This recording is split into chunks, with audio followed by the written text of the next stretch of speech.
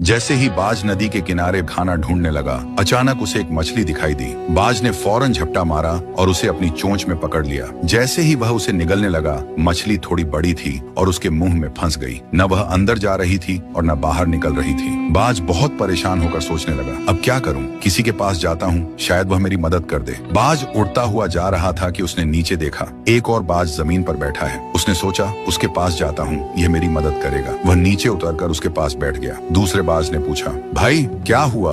मुंह में मछली लेकर क्यों घूम रहे हो? पहले बाज ने इशारे से कहा कि मछली निकाल दो। दूसरे बाज ने अपनी चोंच से मछली निकाल दी। जैसे ही मछली निकली, पहला बाज बोला, दोस्त, तुमने मेरी बड़ी मुश्किल हल कर दी, लेकिन तुम यहाँ जमीन पर क्यों बैठे हो? दूसरा बाज बोला, भाई नीचे देखो, यहाँ जाल बिछा हुआ है, मैं इसमें फंसा हुआ था, अब तुम भी फंस गए हो। पहला बाज अफसोस से बोला, मैं एक मुसीबत से निकला था और दूसरी में फंस गया। तभी यहाँ से एक लुमड़ गुजरता है। बाज ने कहा, लुमड़ भाई, हमें इस जाल से निकाल दो। लुमड़ ने कहा, ये बहुत मुश्किल काम है, मैं नहीं कर सकता। पहला बाज बोला, अब ऐसा करते हैं, कुछ और पक्षियों को बुलाते हैं। ऊपर से कुछ बाज गुजर रहे थे। नीचे वाले बाज ने आवाज दी तो वह सब नीचे आ गए और वे भी जाल में फंस गए। सब परेशान होकर बोले, अब क्या होगा? ये जाल एक लेपर्ड ने बिछाया था। लेपर्ड आया और देखा कि बहुत सारे बाज जाल में फंसे हुए हैं। वह खुश होकर उनकी ओर बढ़ने लगा। एक बाज बोला, मेरे पास जान बचाने का एक तरीका है। दूसरा बोला, जल्दी बताओ, लेपर्ड आ गया है। पहला बाज बोला, सब ध्यान से सुनो, हम सब मिलकर एक साथ उड़ने की कोशिश करें।